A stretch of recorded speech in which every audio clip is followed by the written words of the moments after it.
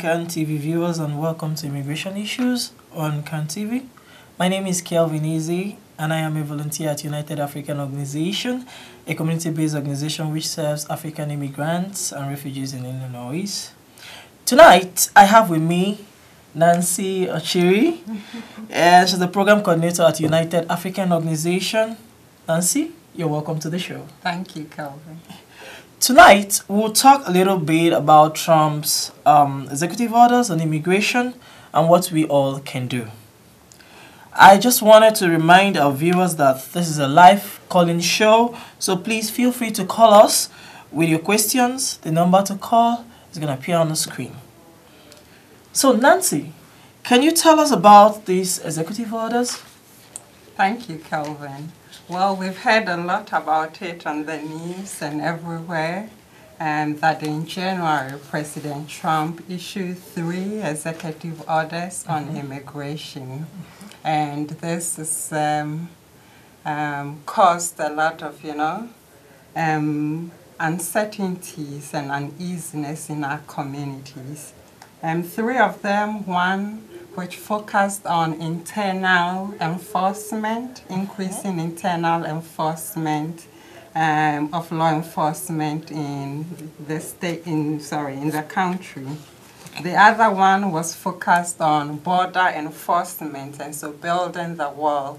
And the third one we've heard so much about in the news, which was focused on the refugee and the travel ban. So those are the 3 bans, executive orders that President Trump came about, issued in from the beginning of this year. Okay.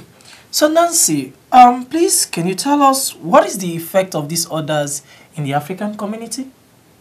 Well, as I said earlier, these orders have created a lot of unease, uncertainties within our communities, especially amongst our most vulnerable populations who are currently undocumented. They are not the only ones who have this anxiety.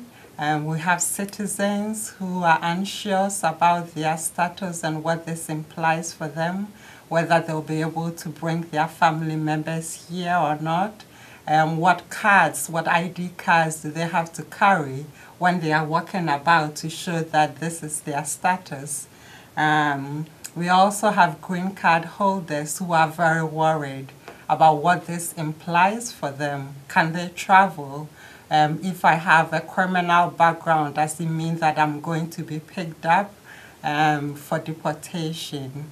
Then those who are undocumented, just the general fear and of what this means for them or what is going to happen. So there's a lot of unease, anxiety, and uncertainty throughout our communities.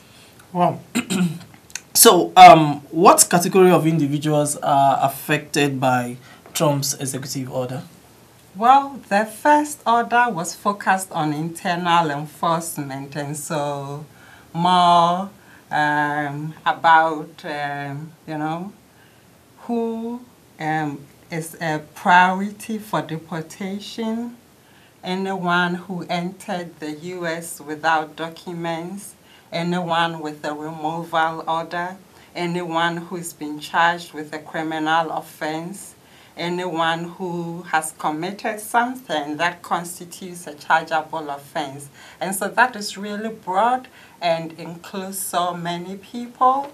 He also spoke about hiring 10,000 more ICE agents. ICE is the department that if you need to be picked up for deportation would come to get you. And so hiring more means they have a lot of work to do. Yes. And so they will be busy combing throughout our neighborhoods and trying to pick up people who need to be deported. He also spoke about sanctuary cities and funding. We heard we've heard so much about sanctuary cities and the fact that he's going to take away funding from cities that stick with their policies or to become sanctuary cities. And so that's for a city like Chicago, that is an issue that we have right now.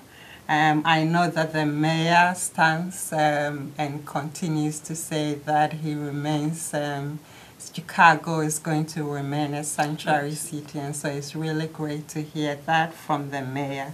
It's all about, policies, new policies that are going to make it easy for more and more people who to be deported. And so that is the first bit. And that's just the internal enforcement. And so going into the external, building the border, right? Yes.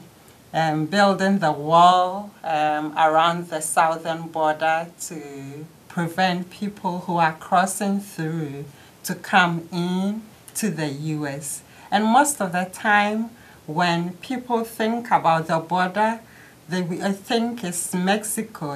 This impacts just Mexicans, but that is not true. It impacts so many other people, including Africans like myself. We've had an increased number of people who cross the borders. They travel to Panama, Brazil, trek through the jungles and find their way at the borders and try to come into the U.S. It's not just Africans, people from Asia and many other countries where people are looking for a pathway for a better life, seeking a new life for themselves, use these borders as a way to come into the U.S. And the third one, the travel ban, we've heard so much about it. It started with 7 countries, including 3 African countries, Libya, Somalia, Sudan, and also the refugee ban, which is suspending the refugee system for 120 days. We have a caller on the line. Okay. Yes, great show. Thank you. I wanted to know how you guys felt about. I know that you came to this country, you went the right way, you got your citizenship. Now, how do you feel coming over here and seeing other people get in? Say that you weren't citizens yet, and other people getting in front of you. That's not right. I'm Mexican American, and it's just not right. Thank you, caller. I struggled a little bit to hear what you said. Could you please take back the question? I think it was more a comment than a question about how people come into the country and something not being right. And I'm not sure whether it's more about people crossing the border that he felt was not right. Yes. Yeah. Thank you, caller, for your comment. Yes. So those are some of the executive orders and what they, who they impact and what it means for many immigrants. For the refugee program,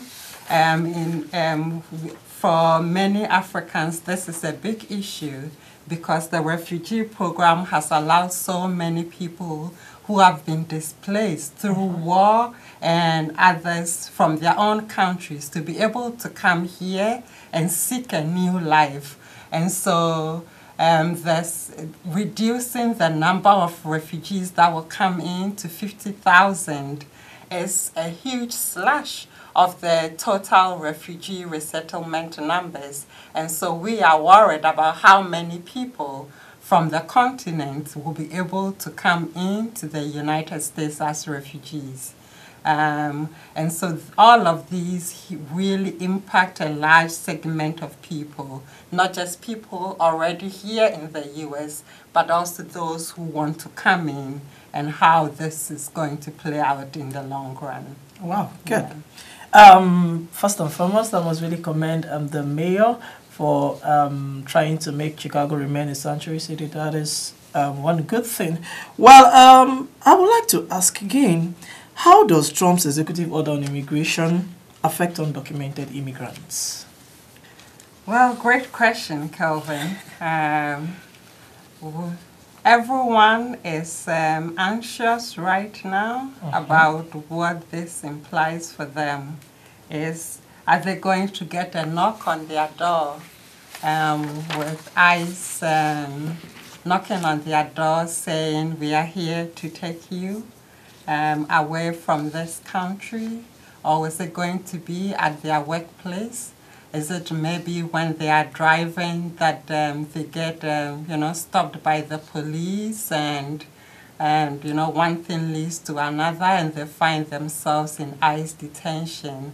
Or is it just, being out there doing something, going about their things?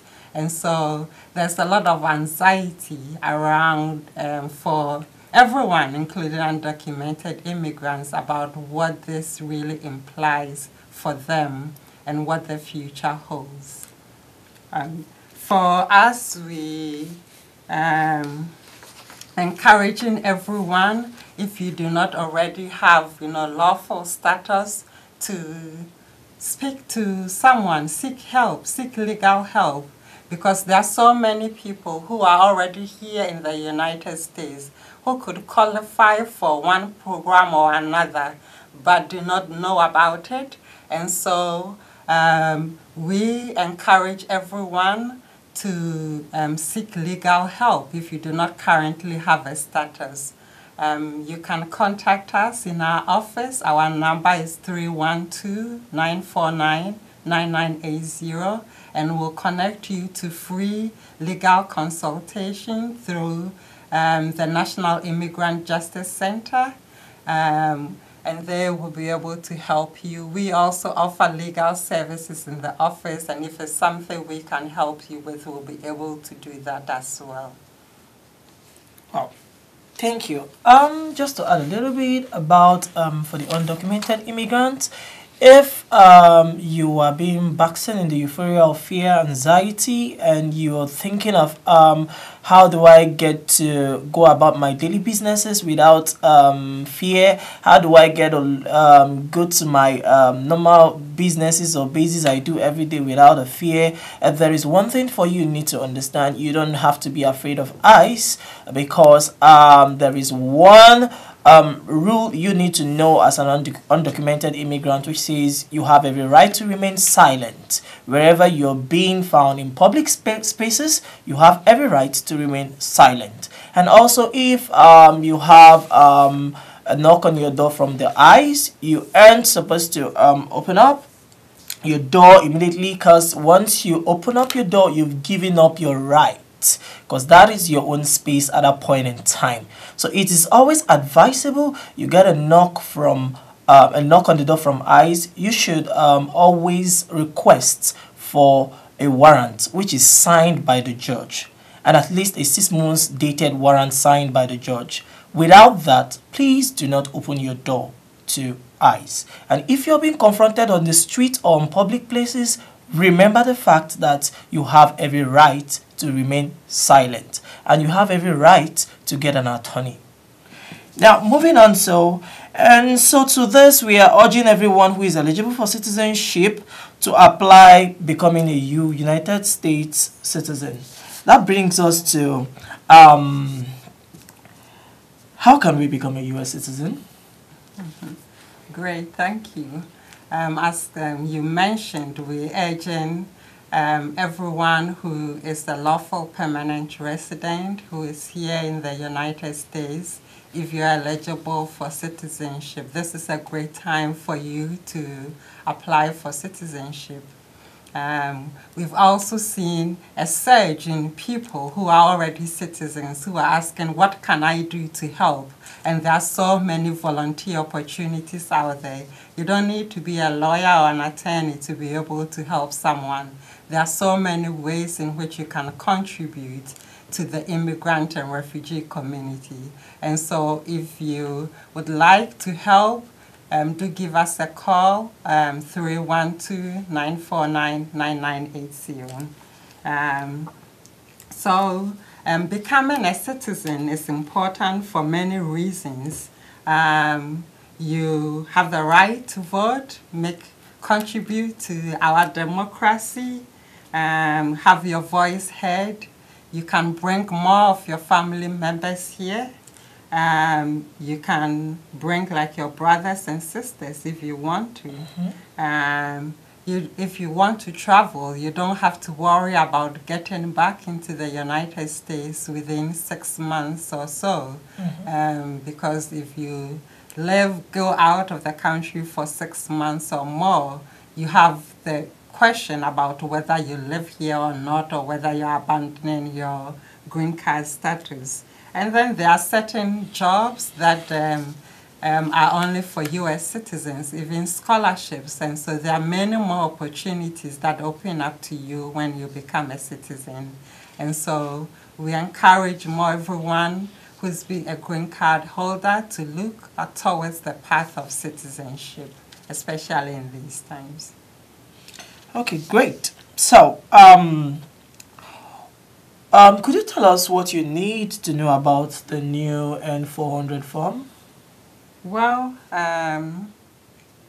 USCIS, recently updated their forms, and so there's a new form that we're using, and it's pretty much similar to what was there has been there from 2014, and so asks about it's a little bit longer than the previous ones, 20 pages, and asks for more information in terms of children, family members, clarifying relationships a little bit more. And so that is what is new. Okay. Could you tell us a little bit what is the difference between an N400 and 600, N600? Yeah. So to become a citizen in the first place, you need to be a lawful permanent resident for at least 5 years. You can submit your application usually 90 days before the 5-year date. And so that is one way. When you've lived on your card for 5 years, the process through which you apply for citizenship is called naturalization. You are naturalizing to become a U.S. citizen. People who are married to U.S. citizens have the privilege to apply for citizenship when they've lived as a green card holder for 3 years. And so there too, 90-day rule apply. You can apply 90 days before the 3-year time. And so this provides great opportunities for more people to become eligible for citizenship and apply for citizenship. The N600, and so they apply, using the N400 application to naturalize. The N600 is for people whose parents are already U.S. citizens.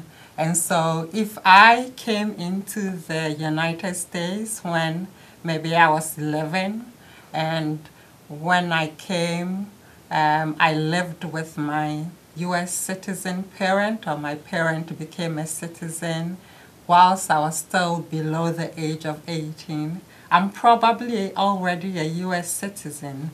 And so the N600 helps you submit an application that gives you a certificate as proof of your citizenship. And so that is the difference between the two, where someone who came in probably let's say someone who came in through the diversity visa program and got a green card has to live on the green card for 5 years and then apply for citizenship. That process is naturalization, which is different from someone whose parent is already a citizen before they turned 18. Well, great. From what you said, I could see you talking about process application. I believe the viewers at home might want to know what are the process involved in naturalizing into becoming a U.S. citizen. Great question, Kelvin. So, naturalization first is to determine that you are eligible to naturalize. You need to show that you've lived continuously in the United States for at least half of the 5-year period that you need, that you've not been out for 6 months or more, that good moral character is also important. You've been paying your taxes. What have you been doing during the time that you live here? And so good moral character is important. Okay. Certain crimes could impact your ability to naturalize, but the important thing is determining eligibility. If you are eligible, it's all about filling up forms, going to meeting with an attorney or accredited representative, where you go through legal screening, complete forms, and mail the forms to USCIS. And once they receive it, you get letters in the mail. You'll have to do fingerprinting, biometrics, to do a background check. And then you'll have to go for an interview where you are tested on your knowledge of U.S. civics and history. Your ability to read, write, and understand English is also tested at that time. And okay. If you meet all conditions, you get invited to an oath ceremony where you are handed a certificate and finally pronounced a U.S. citizen. It's always emotional when I attend one of these ceremonies. Very beautiful and emotional to see everyone's story about how they've gotten there is different, but they come together in a ceremony to share that moment in time and become U.S. citizens. And so it's always really interesting and emotional for me. Oh, I can, I can see that. Sorry, please. Well, you've heard it all from her. So we would like to tell you about upcoming citizenship workshop, which actually is a platform for people who are eligible to naturalize into becoming a U.S. citizen. It's a workshop which is set aside by United African Organization, and we'd like to give you details about it. And it's holding on Saturday, April 1st, 2017, from 9:30 a.m. to 11:30 a.m. at the Uptown Library. The address is 929 West Buchanan Avenue, Chicago, Illinois 60613. And just to add up a little to it, for people who might not be able to meet up or might have an engagement which would pen them from not attending the April 1st workshop, we still have the second one coming up on May 6th, 2017, from 9:30 a.m. to 11:30 a.m. at same venue, which is the Uptown Library, 929 West Buchanan Avenue, Chicago, Illinois 60613. So, Miss Nancy, back to you. Who should come to this workshop? Well, we encourage every lawful permanent resident or green card holder. If you've lived on your card for 4 years, 9 months, you are eligible for citizenship.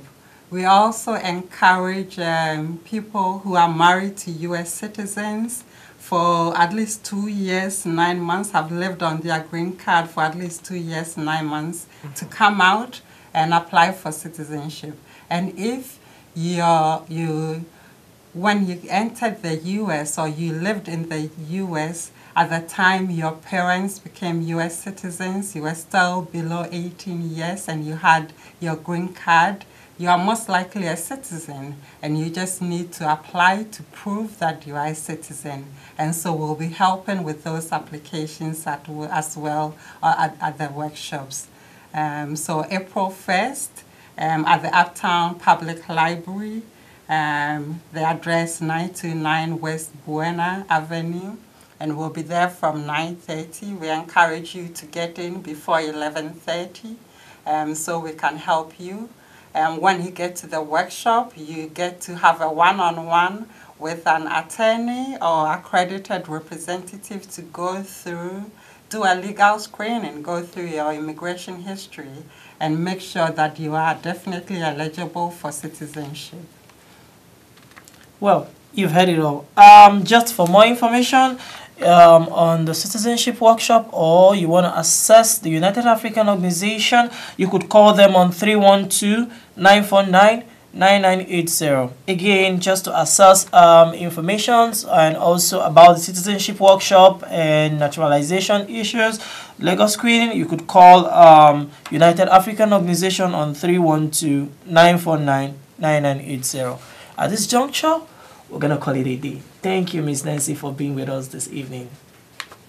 Thank you too, Kelvin, All right. for having us here. You're welcome. Yes. See you same time. Next time. Bye for now.